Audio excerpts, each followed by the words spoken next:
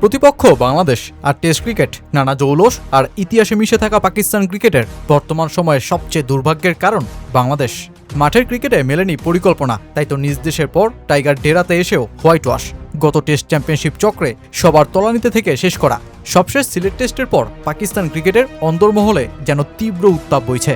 শান মাসুদ অধিনায়কত্ব হারানোর দোরগোড়ায়। সভাকক্ষ থেকে দেশে ফেরার পথেও নাকি দলের অন্য ক্রিকেটারদের সাথে খুবই কম কথা বলেছেন, বরং পাকিস্তান গণমাধ্যম বলছে তিনি পরিবারের সঙ্গেই সময় বেশি কাটিয়েছেন। এমত অবস্থায় তিনি স্বেচ্ছায় অধিনায়কত্ব না ছাড়লে তাকে সরিয়ে দেওয়া হতে পারে বলে গুঞ্জন। সেক্ষেত্রে কে হবেন পরবর্তী টেস্ট কাপ্তান, তারও মিলছে ধারণা। পাকিস্তানের জিও সুপার থেকে শুরু করে বেশ কয়েকটি গণমাধ্যম বিভিন্ন সূত্রের বরাত দিয়ে বলছে সিলেট টেস্টে ৭৮ রানে হারের পর অধিনায়ক শান মাসুদের সাথে তার সতীর্থদের যোগাযোগ প্রায় ভেঙে পড়ে। যেই সিরিজে হারের পর টেস্ট দলে অভ্যন্তরীণ বিভেদের বিষয়গুলো সামনে আসে। খেলোয়াড়দের মধ্যে দোষারোপ শুরু হয়েছে। ব্যাটাররা বোলারদের পারফরমেন্স নিয়ে প্রশ্ন তুলছেন, আর বোলাররা ব্যাটিং ও ফিল্ডিংকে দায়ী করছেন।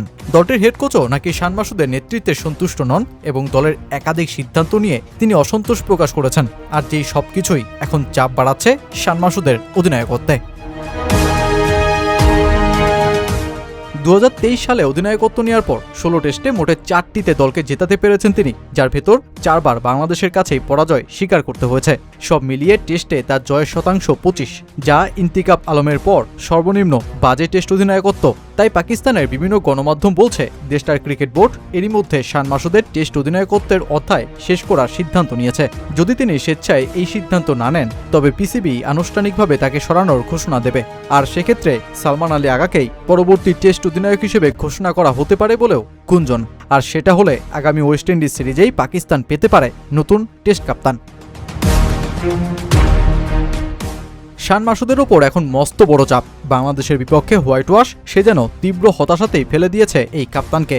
এর আগে পাকিস্তান ক্রিকেট বোর্ড তাকে ভিন্ন একটা দায়িত্বেও যুক্ত করে। ক্রিকেটারদের ভেতর শিক্ষিত ও ম্যানেজমেন্ট দক্ষতা থাকায় তাকে রানিং ক্রিকেটার থাকা সত্ত্বেও বোর্ডের consultant for international cricket and players affairs পদে নিয়োগ দেওয়া হয়। যদিও তিনি অস্থায়ীভাবে সে পদে আছেন, তবে সামনে স্থায়ীভাবে সেই পদেই মাসুদের মনোযোগ দেওয়ার বিষয়টিও উড়িয়ে দিচ্ছে না পাক গণমাধ্যম। যদিও খেলোয়াড় থাকা অবস্থাতেই বোর্ডে তার প্রশাসনিক পদের দায়িত্ব নিয়ে প্রশ্ন উঠেছিল, কারণ একজন সক্রিয় ক্রিকেটার হয়েই তিনি অন্য খেলোয়াড়দের প্রশাসনিক দিক তদারকি করতে পারবেন। আগামী জুলাইয়ের আগে পাকিস্তান আর কোনো টেস্ট ম্যাচ খেলবে না, তাই হাতে পর্যাপ্ত সময় থাকা পাকিস্তান ক্রিকেট বোর্ড ও শান মাসুদ শেষ পর্যন্ত বাংলাদেশের বিপক্ষে হারের বোঝা মাথায় নিয়ে কোন পথে হাঁটে সেটাই দেখার বিষয়।